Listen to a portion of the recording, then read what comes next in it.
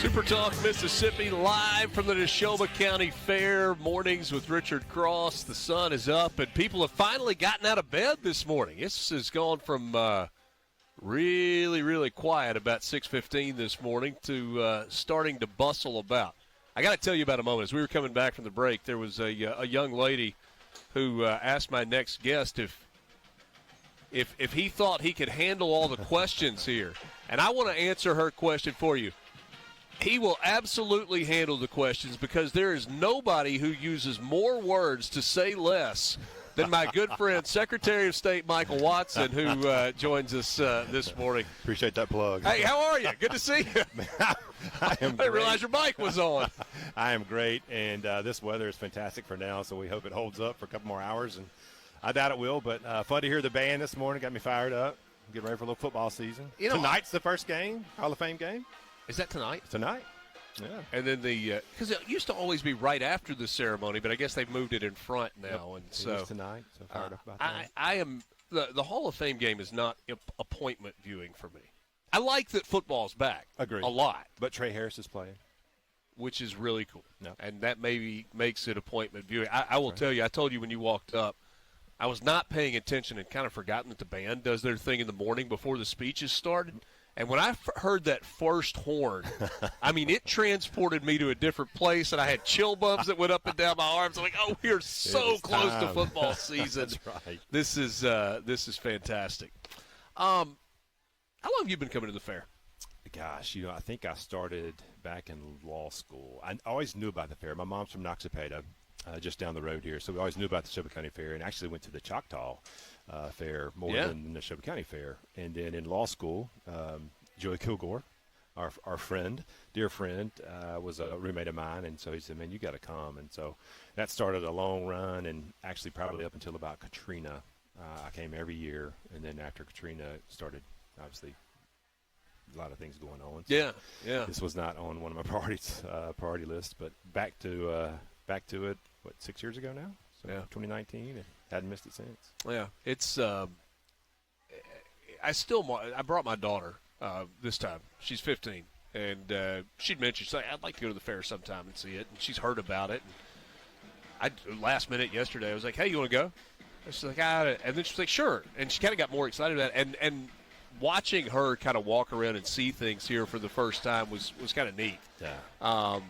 Because it is an eye-opening experience, and it is incredibly unique, and there's kind of something for everybody at the fair. Like if politics is your thing, you got the politics. If horse racing is your thing, or fair-style rides is your thing, or never leaving the porch. I mean, like it's all available to you in this really unique community. It's Americana at its finest, the best of Mississippi. Just family, friends, reuniting. Seeing folks that you grew up with out here, and just the experience about what the great things that our state offers is a lot of fun. Yeah, you were on the roster to speak today, up at 10 o'clock this morning. What are the topics? Kind of just bullet points. Yeah, we're going to talk a little bit about our work in elections. Obviously it's important to talk about the work we've done to make sure that folks know there's integrity in the process. And we've actually just climbed about 15 spots in the national rankings for election integrity. Since our administration has come in, really fired up about that. How is that measured? So there's a group that basically takes apart what types of laws do you have in place for elections? Do you do post-election audits? The different types of things that really bring transparency, but also bring the idea that, look, we've got somebody in office that's paying attention to what's going on. So we talk about making sure all United States citizens are voting. We talk about making sure we've got a paper verifiable trail with our machines. We talk about testing our machines. We talk about the different things that goes in to making sure people can trust that when they walk into that booth, the vote that they cast is a vote that's going to be counted. So Mississippi has been one of the national leaders, and so much so that we got invited by the Trump administration. They asked me to put together a group of working secretaries of state to how do we implement our executive order? The executive order he put out really early on in the administration targeted at election integrity. And so it's been fun to work with the White House. Just got back from my third meeting Tuesday night. Got back around midnight up into Columbus. Great airport, by the way. And it's so fun to sit down with the folks from DHS, the folks from Intergovernmental Affairs, the folks from White House Policy, White House Counsel, DOJ, the different folks that we've been able to meet with and walk through this executive order and say, look, how can states use the tools that the federal government has to better clean their voter rolls, to make sure they've got clean and fair elections. And so it's been fun to know that they listen. And there's been some constructive criticism. It hadn't all been, oh, my gosh, this is fantastic. There's been some, look, you've got some state laws that may kind of interact here a little bit differently. You've got to think about that. There are 50 laboratories of freedom out there that sometimes they don't all fit in the same box. And I think it's been a great exercise for the secretaries that we've pulled in to work with the White House to walk through that. When you read the stories and hear the stories about redistricting, like happening in Texas, being discussed in California, although I think there's some challenges in California that exist to I don't know how much of that's Gavin Newsom bluster and how much of it is actually legitimately possible.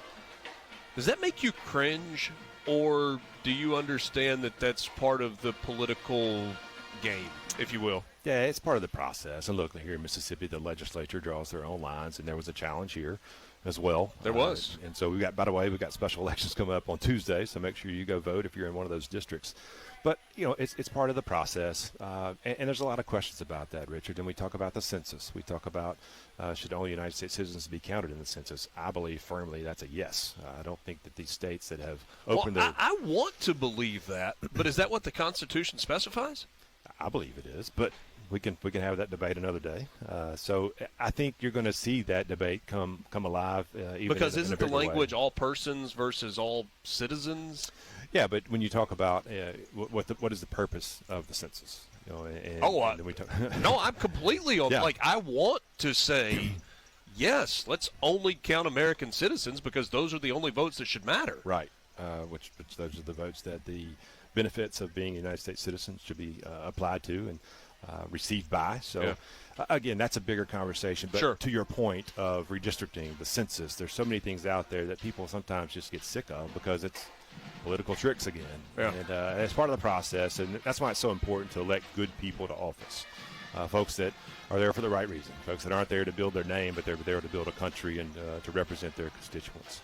I was having a conversation with Kenny Griffiths earlier this morning, and he's in a judicial position, and so those are nonpartisan elections. Wink, wink, nudge, nudge. Right. We know how those work. You are in an office where you can run as a Republican or as a Democrat. You obviously are a Republican, and that's well known. And yet, the Secretary of State's office kind of needs to be nonpartisan, doesn't it? I would say it is the most looked at as far as from a nonpartisan perspective. Elections should be fair, period, for Republicans, for Democrats, for independents, for libertarian, whoever it is. So, yes, while we do run as a Republican, and that's why you've seen me stay out of elections. I was the only statewide election, I believe, statewide elected official that stayed out of the presidential. I wanted to make sure people understood we may know where Michael leans, we may know how he's going to vote, but as an official, as a state elected official, it's my job to make sure we've got clean and fair elections. So I wanted to make sure that people didn't have that question. Hey, he's here to run a fair election, period. Yeah. So I know you're not going to answer questions about the future, but you also don't have your head buried in the sand. People are talking. I don't know that there's a place in Mississippi where there is more political rumor than right here. And frankly, it's part of the reason that lots of people come to the fair. They enjoy the political rumor and what's going to be next.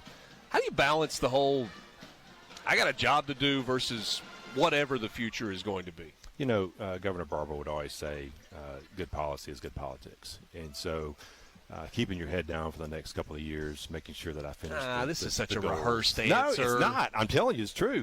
The things are going to You were right there with the Haley Barber quote. And look, there's time. You got a lot of folks that are going to hop out early, and I get that.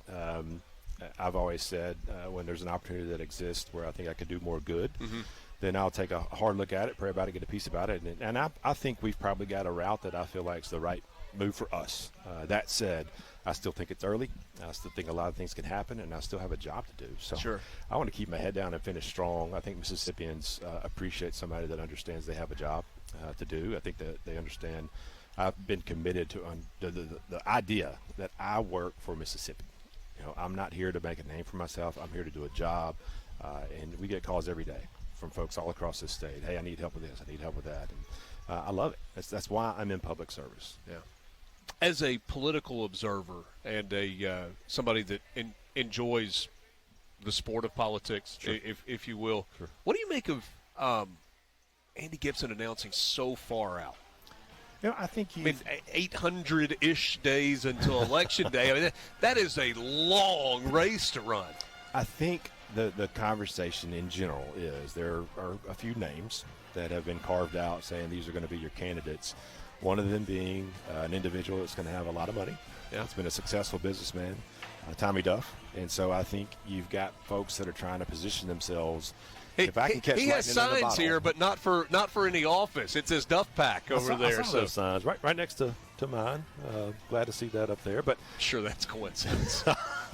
well, look, I think he thought, let's get out early and try to catch lightning in the bottle. Yeah. And sometimes that happens. I know it's an sometimes interesting strategy. It's not a strategy that everybody subscribes to, but right. He like Andy Gibson a lot. I look forward to seeing all my friends. Absolutely. Michael Watson, thank you for your time. Always good to see you. You too, buddy.